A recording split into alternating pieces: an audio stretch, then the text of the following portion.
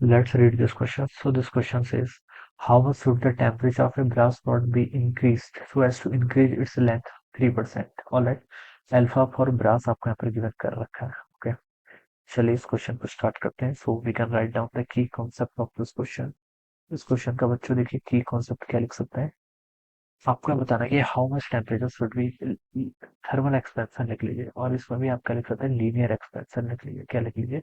Linear expansion, क्योंकि यहाँ पर लेंथ इंक्रीज कर रही है. ठीक है, थर्मल एक्सपेंशन उसके अंदर भी लीनियर एक्सपेंशन लिख सकते हैं.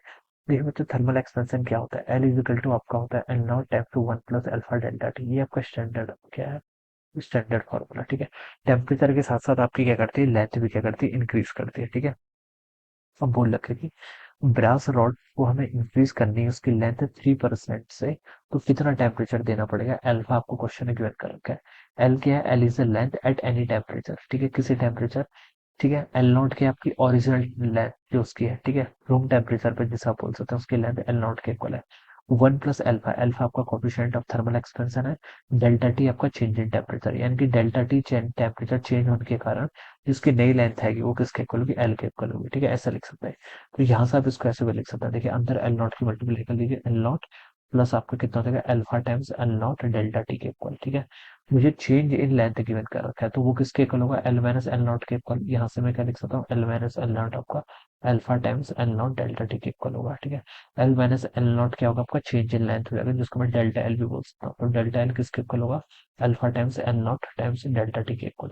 ये फॉर्मूले का आप यहाँ पर यूज कर लीजिए. ठीक है, डेल्टा एल की आपकी चेंज इन लेंथ, अल्फा आपका coefficient of thermal expansion, L not original length, delta T जो आपका चेंज ऑफ टेम्परेचर है. ठीक है, वही कैलकुलेट करना है. How much should the temperature of a brass rod increase, यानी कि डेल्टा टी कैलकुलेट करना है.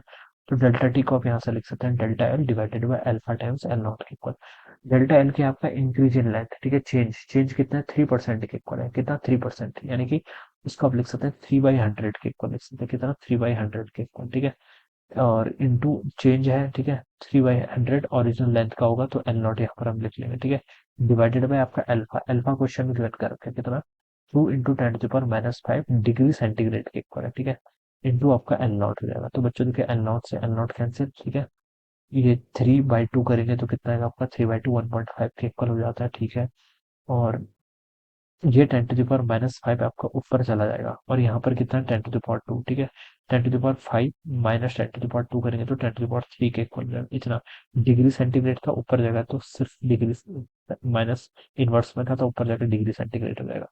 तो ये आपका लिख सकते हैं 1.51500 के इक्वल. यस, इतना डिग्री सेंटीग्रेड आ जाएगा. ठीक है, इतना आपका चेंज इन टेम्परेचर होना चाहिए, 1500 डिग्री सेल्सियस, जो कि ए ऑप्शन पे गिवन है. तो this will be the right answer of this question. Alright, so I hope you all understood this concept. All the best and thank you so much.